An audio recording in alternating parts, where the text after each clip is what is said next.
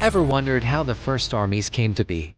We often picture brave volunteers defending their homes, but the reality was far, far darker. Forget glorious battles and heroic last stands for a moment. The birth of the army was a brutal, bloody, and often involuntary affair. Today, we're diving into the 10 brutal truths about how the first armies were really formed. Get ready, because history is about to get real.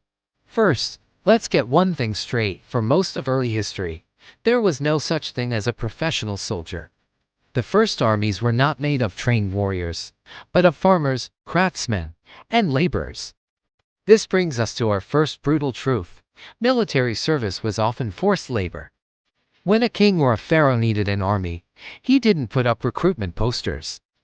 He sent his officials out to conscript men from their fields and workshops. These weren't volunteers, they were workers whose new job was to fight and die for the state. They had no choice. Refusal meant severe punishment, or worse. For them, the call to war wasn't a call to glory, but a terrifying interruption to their lives, from which they might never return. Second, many of the earliest soldiers were not even free men. They were slaves. This is a chilling reality we often overlook. In ancient empires like Egypt, Assyria, and even early Rome, slaves were a disposable resource. Why risk the lives of valuable farmers or artisans when you could send slaves to the front lines? They were captured in previous wars or born into bondage, and their lives were considered expendable. They were given basic weapons, pointed at the enemy, and used as human shields or cannon fodder to absorb the initial shock of a battle. Their survival was an afterthought. The state owned their bodies, and their lives were just another asset to be spent in the pursuit of power. The third brutal truth is that conquest was the primary recruitment tool.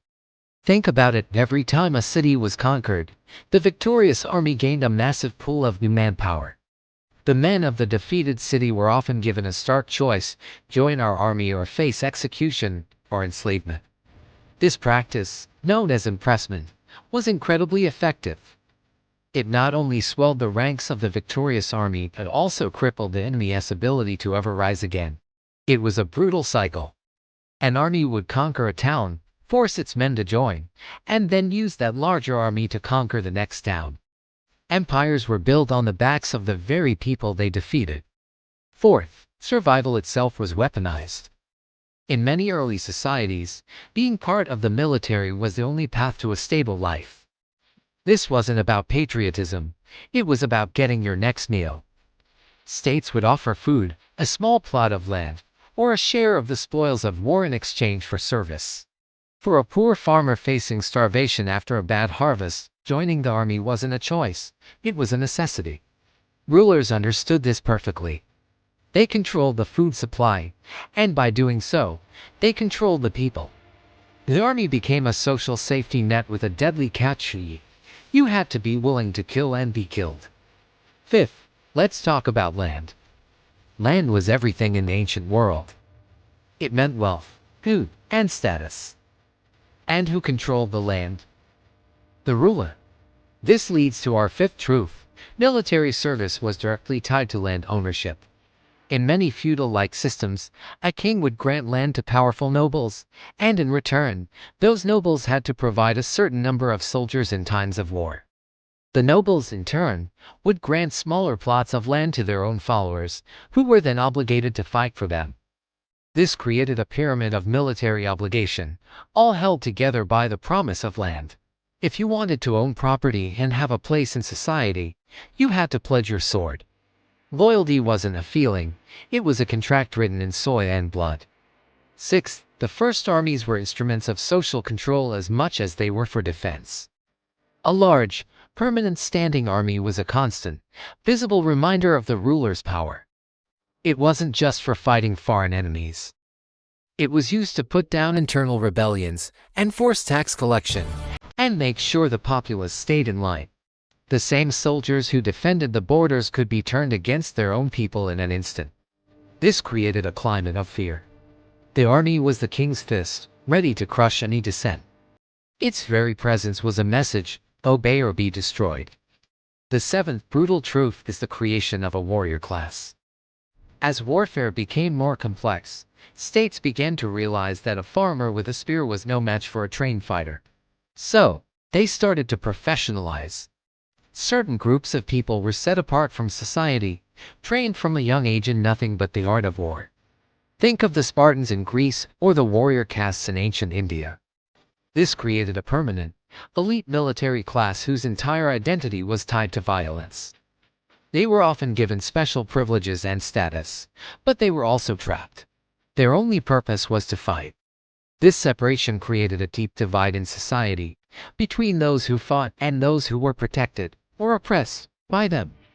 Eighth, warfare became a self-perpetuating business. Once a state had a large, expensive army, it needed to be used. A standing army is a massive drain on resources. Soldiers need to be paid, fed, and equipped. The easiest way to fund this, more war. Conquering new lands brought in new tribute, new slaves, and new resources to pay for the army.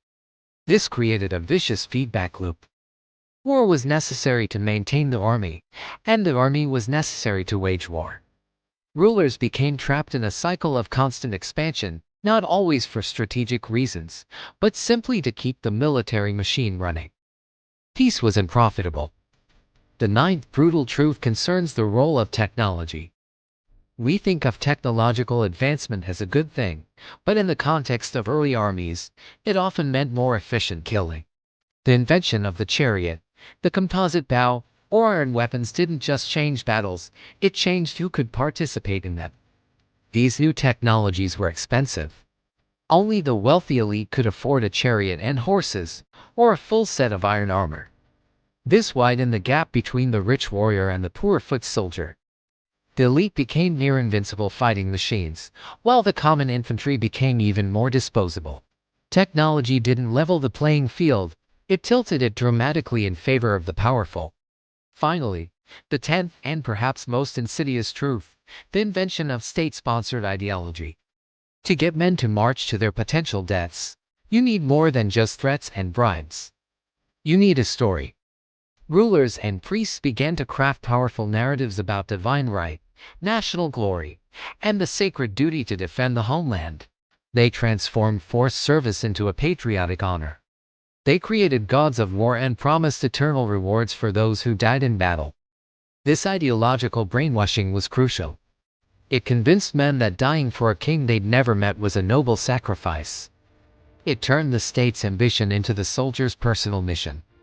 So there you have it. The formation of the first armies was not a story of heroes. It was a brutal process of coercion, enslavement, and manipulation. It was about states seizing control over human lives for the purpose of power and expansion. By understanding these dark origins, we get a much clearer picture of how power, control, and violence have shaped our world from the very beginning. History is rarely as clean as we'd like it to be. Thanks for watching. If you found this dive into the darker side of history fascinating, make sure to hit that like button and subscribe for more. Let us know in the comments which of these truths surprised you the most. See you next time.